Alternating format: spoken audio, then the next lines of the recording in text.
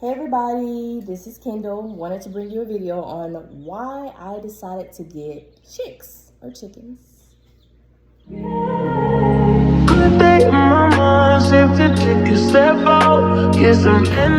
Most of you who know me probably think, I'm not surprised, or this girl is crazy, this girl is a genius, she's resourceful, or whatever you want to call me. But I got chicks because naturally I am a researcher, and then I am also a nurturer, and I enjoy nature. One thing I must disclose is that my husband and I have come to an agreement that I can have animals as long as they're not in the house. My saltwater fish aquarium is an exception as long as I keep water off the floor. And the chicks, they're in the house because, of course, we cannot put them outside at the stage that they are. But really, I've loved animals for as long as I can remember, thanks to my Uncle Pee Wee, who's always had animals, birds, dogs, everything. I think I kind of got it from him, but I've always loved animals, just never was able to keep them on my own. When I was teaching, I ended up winning a grant for this mini advanced incubator. I was able to hatch probably about 4 chicks during my education career. Can't really tell you what happened with the first 2. I don't even remember. And I don't even know what happened with the second 2, to be honest. I don't know. Can't remember. But I think doing it now kind of made me curious as to see how far they can grow. And just learning everything else that comes with it. I wanted to really take it farther than what I've done in my teaching career. So when I first started this process, as of 2 weeks ago, I brought out, if some of you saw, a picture of my incubator, which looks like this. It can fit up to 7 eggs, and it also has an automatic rotator where it rotates the eggs on its own. It also has like a cool down option. And then if you read up on it, it explains why it has certain modes that it has. So for instance, you want to make sure that we rotate the eggs because just like a baby in a womb, you want to make sure that the egg is being cooked in the hen. Nope, not in the hen, under the hen or under the brooder chicken. I don't know, I'm still learning these terms. But it kind of mimics as if it was under its mom, or it's under its mom. And then you also have a section in here for the water, and that creates like a humidity in there. And then you also set it to where it's like between, I think it was 99 to 100 and something degrees Fahrenheit. Can't remember. Either way, if you decide to get one of these incubators, don't worry about what I say. You can go by the manual. It takes about 21 days for a chick's egg to hatch, and you count it from the day that you put it in the incubator, and then you count up. Sometimes it takes longer. Sometimes you can miscount, and they'll come maybe like a day earlier than you predicted.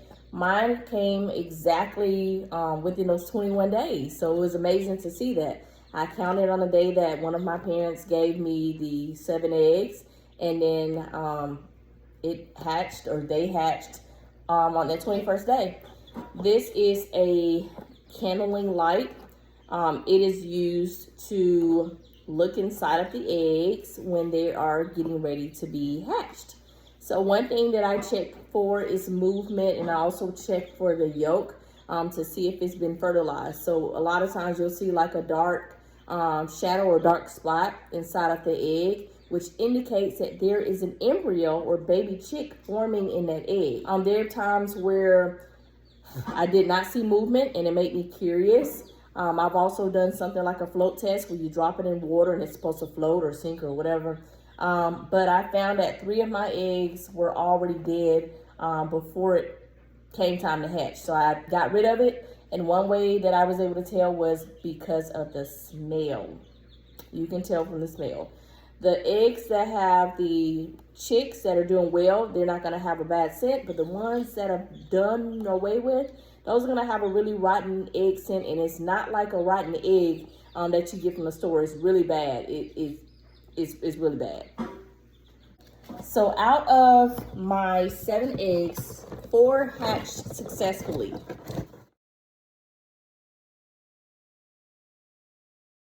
The experience for me was almost like giving birth to a child, and it's almost like you don't know when your water is about to break. Some people have an induced labor, but other people have it natural to where you really don't know when your water is about to break. You just can only hope that you're prepared for it.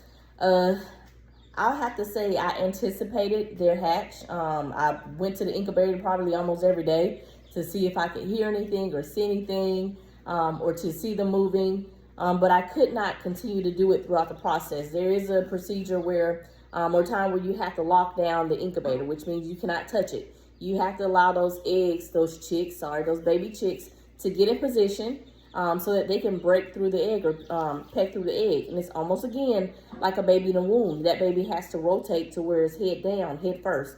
So same thing with the chicks. You want to turn the rotator off, and then you also don't want to candle or look at it or mess with it during those last few days. For me, it was very exciting because I set up like a Ring doorbell camera, and I positioned it in front of the incubator so that I would catch the moment.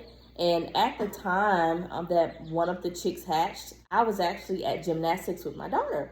So I was able to look on the camera and see it hatch.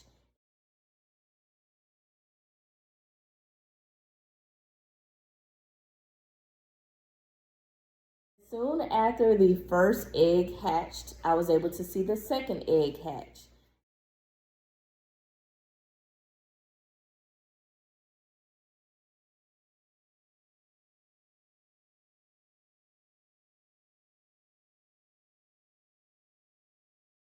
And so what happens before they hatch is they create a crack in the egg, a small crack in the egg, which is done by their beak.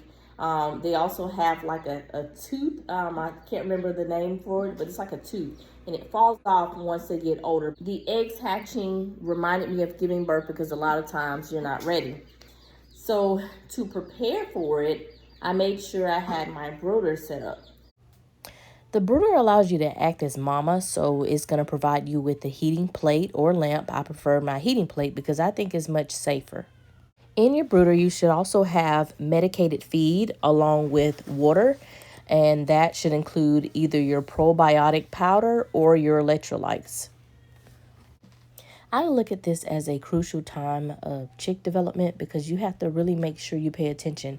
You have to really make sure that these chicks are getting warm enough and that they also feel good enough to come out and eat.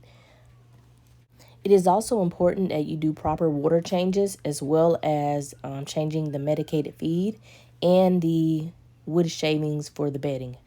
Chicks and chickens are prone to illnesses and diseases, so it's important that you also check their butts for pasty butt. And if you look that up, that means that their vent or butt gets clogged up with poop, so you have to make sure that's clear, or they could die from that. Another reason I like this heating plate is because once the cold seasons come and the chickens are outside in their coop, it allows me to be able to stand it on its side, and it will still do the job of keeping the chickens warm. All right, so we are now at almost week number 3. These chicks are almost 3 weeks old. This is what I anticipate to be my rooster, hence the tag. This is my, let's see if I'm pullet or almost hen. I think the name for the term for a baby rooster would be a cockatiel, I think. And then here's my pullet, which is the girl. And how I was able to tell was by the wing. So you'll notice that with the wings of a rooster or cockatiel, I think, the wings are more even, going down like in a straight line. But with the pullet or baby hen, okay, it's okay. It's okay, it's okay. I know, wait a minute. With the baby hen or pullet, their wings look like asymmetrical. So you're gonna have the longer wings in the front and then you're gonna have the shoulder in the back. I also was able to do a sexing identification where I'm looking at the vent, and the vent is just another term for the bottom. They do not have, okay, it's okay. They do not have female and male parts. They have something else called a vent. And then that vent looks different from a boy and girl. They look different.